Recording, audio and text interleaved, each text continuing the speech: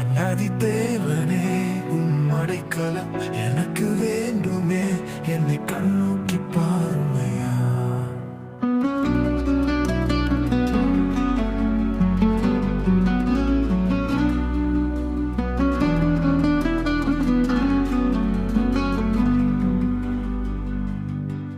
உன் பிரசனம் என்னை உட்கொள்ளட்டும், உந்தன் சிறகால் என்னை மூடிக்கொள்ளுமே.